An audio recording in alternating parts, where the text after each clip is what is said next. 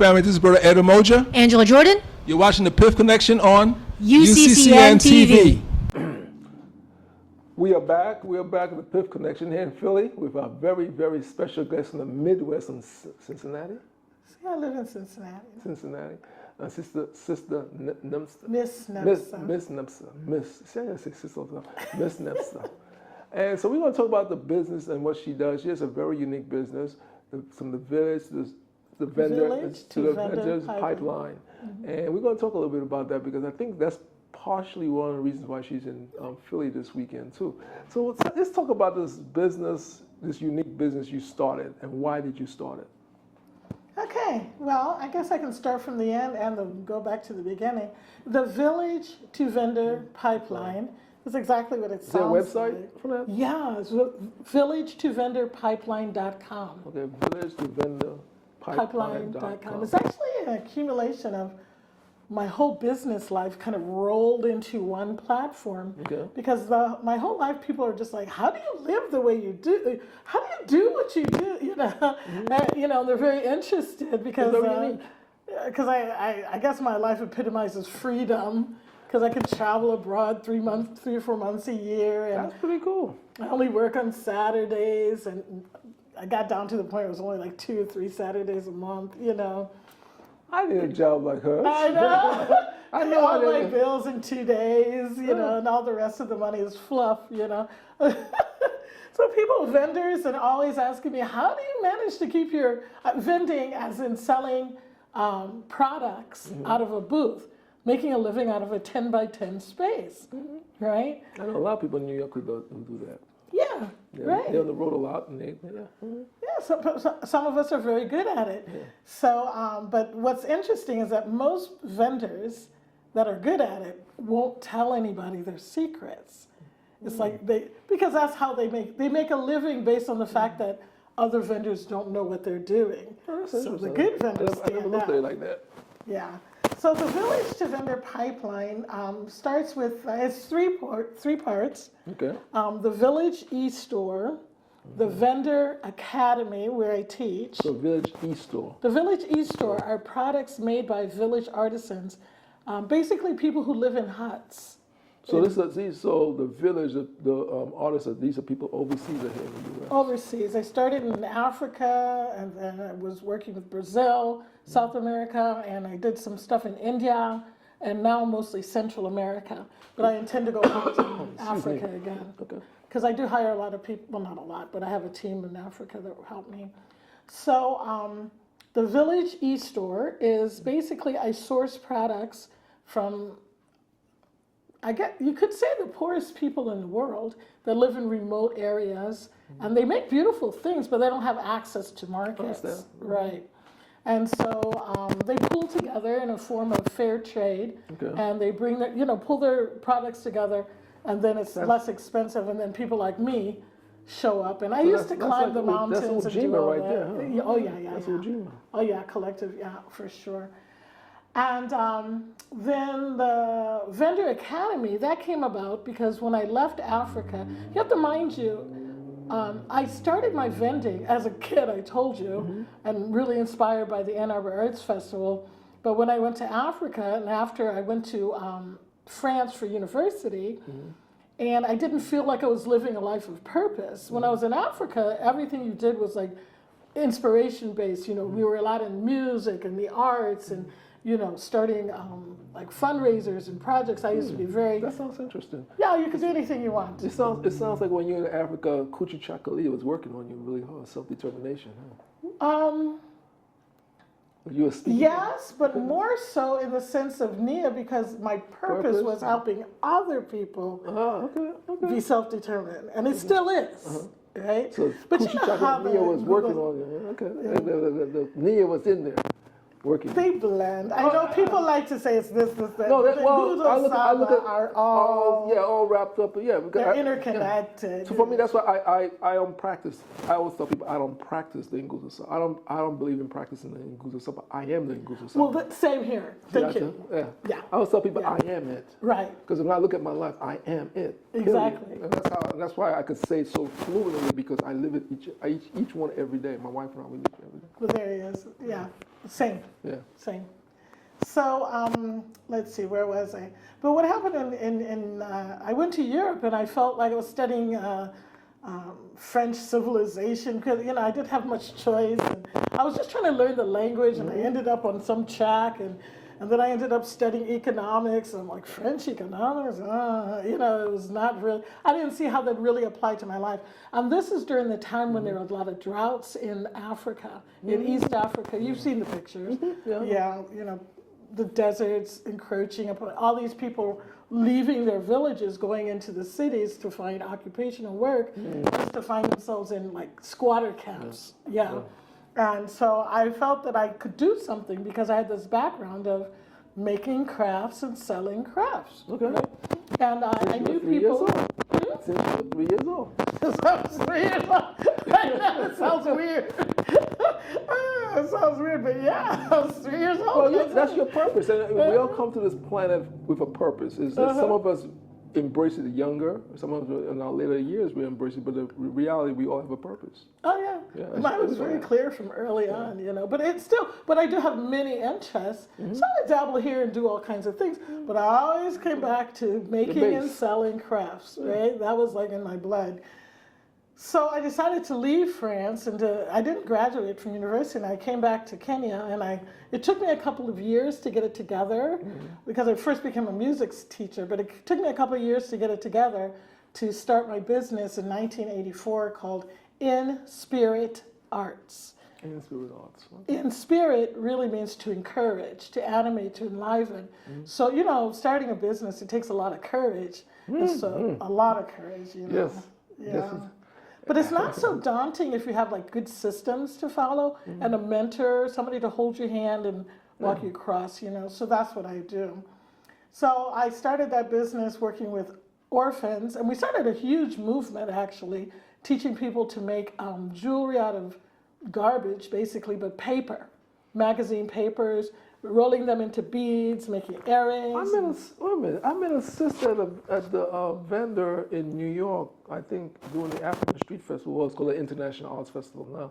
And she had all these jewelry made out of paper. I don't know if she was one of your people. Now that you say, I just remember, I was really taken back by all this cool jewelry stuff. And I said, hey, this is really, where's this made out? She said, oh, paper.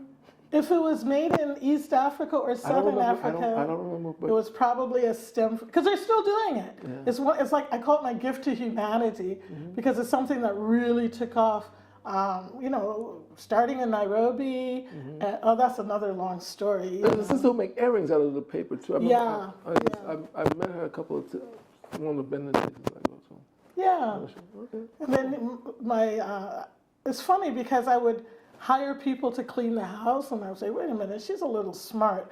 Let me see if she can do this. Let me see if she can do this. And the next thing you know, I've sent her off to start a workshop somewhere, because that's what I do. I just like train people. Because in Africa, you can get people that are like, they have it, but they didn't have the opportunity. Same thing in the Caribbean. I always tell people, when I go back home, I see these young people in the Caribbean. I'm from St. Lucia. And I see these young people, we call them homegrown talent. The homegrown talent. And when I look at them, it's missing one or two pieces of the puzzle. And say, if I'm able to give them that one or two pieces, what would they do with it? Exactly. And so that really motivates me when I go home. Yeah, when we moved to Africa, my father said, whatever you do, hire as many people as you possibly can. So I'm like, okay, Dad. So you make a little money, and okay, what Dad. you do is like, so at one point I had a payroll of 54 people. I was just in my mid-20s, and so what we did in Swaziland, though, by fate, anyways, that's a whole nother story. I could tell my life story, and it would just go on. But you know what, I'm glad we're just touching little tidbits, and hopefully someone will hear something that will inspire. See, I do these PIFF connections because I like to give people food for thought and inspire them. Because you're going to say, we are saying something, there's some young person, I focus more on a lot on young people, but everybody, but I focus. We're saying things that's going to inspire some young person not to give up or to start it and continue it. Young people, I can tell you that even just a 10th grade education, the exposure that you get on an everyday basis here in America is valuable in developing countries. If you have the guts to go, like when I started my company, I didn't have the education.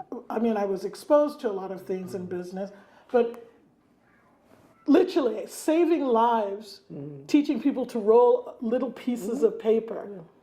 And I remember, I would get an order and they would calculate it, and it was like the whole entire village of 300 and something people employed for over a month based on one order from the United States. And I was like, whoa, this is powerful.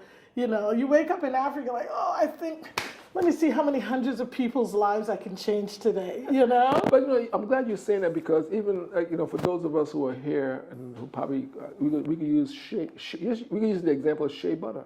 Right. Like 20 years ago, shea butter was like, when someone saw that and said, wait a second, and I was talking to someone about shea butter, like we said, we Africans, we use shea butter, but we don't get sunburn and stuff like that. And then we realized that shea butter is something as like a suntan thing, and like protection. There's so much things that shea butter. Like 20 years ago, the majority of people here, this is what, so you could say around 1995, 96. A lot of people don't really use shea butter like they're using it today. And so many people in Africa are bringing shea butter over here. So I could imagine how many people are we feeding, how many people are feeding their families by making shea, because it's a process. And I broke with my wife and I was just talking about it, because the process of making shea butter. And, you see, it's a unique process. And I saw some stuff on the internet of this lady. It's labor intensive. Yeah. Imagine what we would do is we would take these, just fate would have it, I ended up with a business partner who had a magazine distributorship. So every week, like a room about this size, would be piled up with outdated magazines that were going for incineration. I was like, no, right? So we started this whole thing of like cutting up the papers, and that's why we were able to make earrings, because I had so many duplications. Whereas most people that make jewelry out of paper, they don't have access to rooms with magazines every week. Right? Yeah, I know my wife is a clinical psychologist, and she does programs, and she would do stuff with young people, and she had them cut magazines up. And one time we had a whole bunch of magazines, and I was going to throw them out, and she was like, "No, don't throw them out." Yeah, I know. That's my art. One person's trash is another person's, So it's like, she says, "Don't throw the magazines out. I need them for when I do my programs and stuff like that." So, okay. And my son, once he picked up some piece of garbage, he goes, we can make something out of this. I was like, oh, you are so your mother's. It rubbed off. We can make something out of this. So he's an engineer. But anyways, so that was the village e-store part of my life, working with villagers and going from South Africa, Mozambique, Swaziland, Botswana. I heard it went up. Basically it spread out, right? Because it's making stuff out of garbage. When you're poor and you get this craft, and Kenya and Uganda. Anyway, so it spread out. And when I left Africa, I said, goodbye, Africa. I gave away the workshop to the workers. And I said, and they kept it going. I don't know if they still kept it going, but I think it was probably around 2012 or something.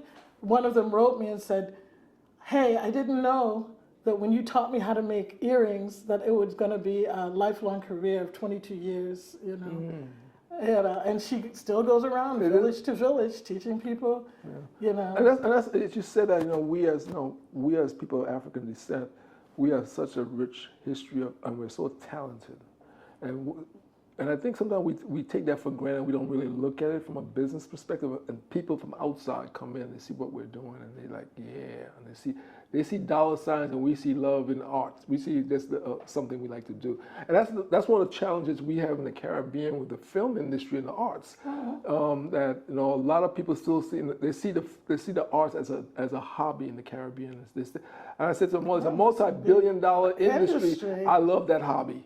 Yeah. Because we started a film festival, and when we started a film festival, we said we heard it several times from people living there. Oh, this is just a hobby. How you gonna make a living with a hobby like that? I said, do you know how much money people make with it? No. Because all they see is the movie on the screen. They don't realize the amount of people. There's usually more people behind the camera as you are in front of the camera, right? Yeah, you have 2 people acting in front of the camera, you have like 12, 15 people behind the camera. And all these people are getting paid. And all the planning. All the planning go into that. So, that's one of the challenges we found in the Caribbean when we went to, my wife and I, when we went to start, a lot of people, and it's still going on, people who are watching this in the Caribbean, they still see the arts as a hobby. Well, also they're living on an island.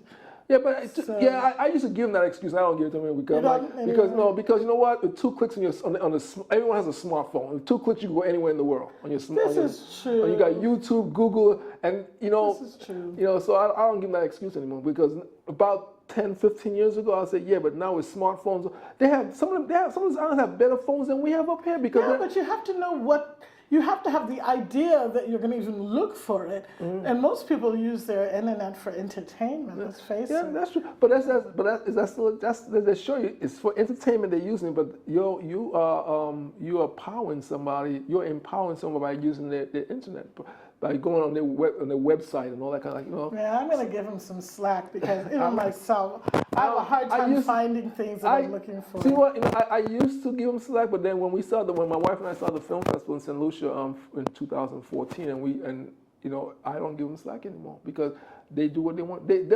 People will find, as you know, people will find what they want when they want it.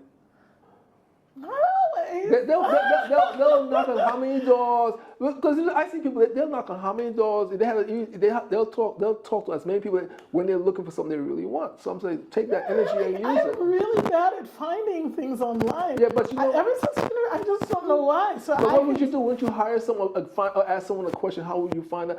Like for us right now, if you don't know something exists, it's hard to. But then you open about yourself. it. But you open yourself up and listen to what's going on around you. Well, see, that's why I'm saying if they're on an island, they don't. So even just like this trip to Philadelphia, I tell you, I've got all these notes I've written, things that I didn't know. You guys have so much here, so much. But going you keep yourself on. open to find it because you didn't keep yourself open. You wouldn't see it because look, I didn't know you were here. I could afford to stop what I was doing. It took me 3 days to pack and to just close Why it took down. you 3 days? Well, I had to make my apartment perfectly clean, and I had to, you know what I mean? Because I wanted everything in order when I get back. It took me 3 days to get it together just to jump in the car and drive down here. Yeah, but you see, for me, I agree with you. Just that to me, that comes down, like I said, I live the principles, and to me, that's where Ujima comes in. And when we understand Ujima, another principle we have in the African, there's 6 degrees of common ground. Now, the Europeans have taken us at 6 degrees of separation. We know in Africa, we don't separate anything, right? So, because that's how the villages all set up in a circle, right? And everything, everyone in that circle knows something that needs to be done, and they connect. So for me, I'm saying, I look at this, I say, like, you know what? There is something for me to do that I can do to make things better. What it is, I might not know. So let me listen to people like you. This is the first time I'm meeting you, right? First In time, person, in but we person. talked so We talked so much. much on the radio and Yeah. stuff like that. So that when you came to, I didn't know you weren't feeling until you sent me a message. You sent me a message, right? So I said, hey, you in Philly? Well, I remembered you said that, and you said, if ever you're in Philly, look me up. And I was like, okay. But it's taken a long time, but I'm here. Yeah, but I tell So I to looked you up. everybody. And when I told you this, I didn't have the space. I just got. Yeah, you didn't. Yeah, I didn't have the space because I just got this. My father-in-law passed away. Dr. Walls, he passed away in September 2017. So I told you that before that, right? When I told you that, I wasn't in Philly yet. I was just in the process of coming to Philly. So it's been a minute since I told you that. Anyways, let me get back to my story. Yeah, get back to your story. Yes, yeah. Well, Village to, you have a question? village to. Village, the product from the village, to vendor, right? And the vendor part is it's a online academy. I used to teach face-to-face because my vending techniques are extremely different. The reason why I'm able to make a living, and that's part of what we do, is help people make that transition from, vending is a hobby to like vending, I can like pay my mortgage and all my bills and send my kid to university, and this is what I did, right? But it oftentimes they need to see somebody who's done it, to believe that it can be done, and also to have the system. So I would teach people my strategies for speed selling without even really selling, you know? Because I always say, if you teach well, you don't have to sell. If you teach well, you don't have to sell. So my product, and then I had criteria, because when I first started vending, I was like profiting maybe about $350 at a farmer's market or something. And I would do the math, and I was like, boy, I'm gonna have to do an awful lot of farmers markets, to make it, I won't be able to like maintain my lifestyle, right? So I made a very conscious and concerted effort to figure out how to double and triple that in a day.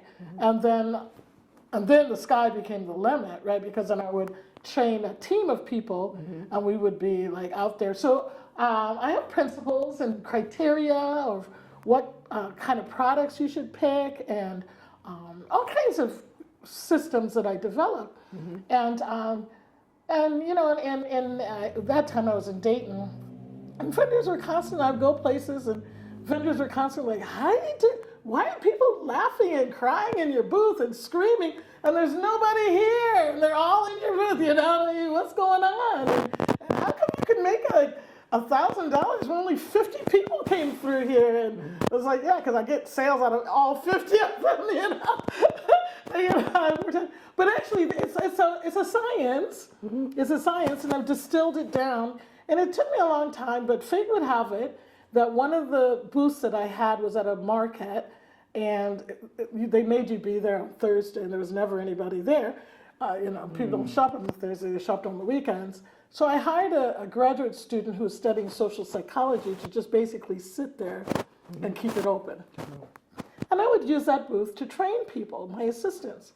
She became fascinated how I could turn any very unlikely person, you know, like the guy who cut my grass, and I was just not anybody, it didn't matter.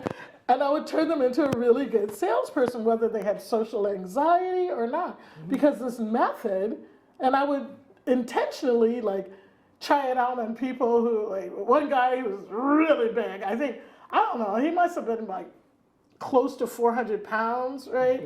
And his fingers were huge. He was so huge, and he would lean over and bump his belly against the customers, right? Because he was just so round. And that people, you can't teach him, you know.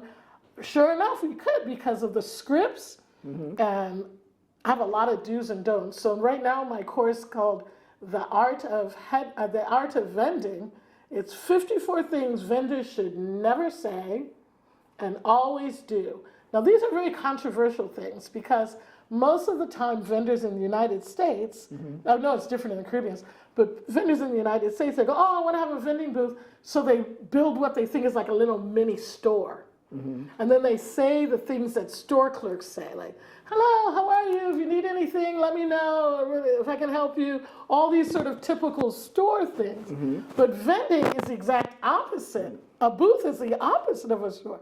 A store is inside, a booth is outside. A store, people walk into it. You got a captive audience. People have time. They've come to shop, right? A vending booth, people are just walking around aimlessly hoping to have some fun, right? If it's a fair or a festival. They don't know what they're looking for. Is looking. They want something unique, you know, and different, you know. But a lot of people, it's like, I got some money in my pocket, but they're mostly thinking about what they're going to eat, right?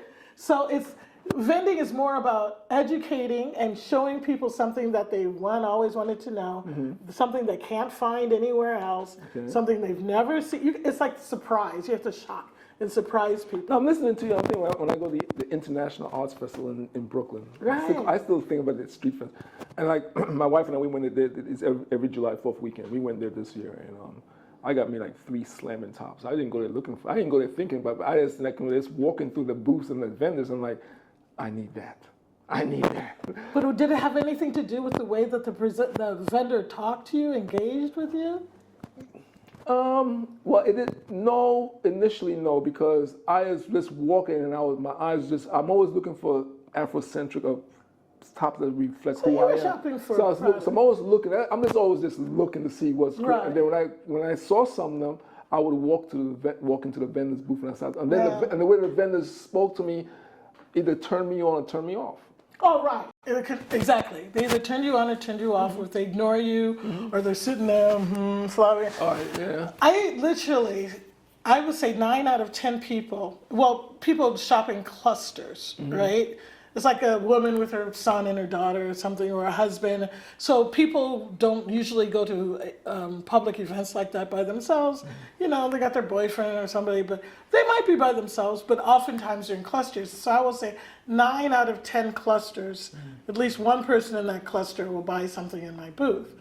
But that's only because I know how to keep all of them engaged while the spender is spending. taking it, right? Spending But is- I get them all engaged. I use them as the models. I dress them up. I demonstrate, and they're all. It's fun. Literally, I have a lot of hats. But like you said, it's a science. It's a creative science that you need to know the do's and don'ts of this science. Like anything else in life, but people don't think of vending as it is a science. Yeah, psychology. Yeah.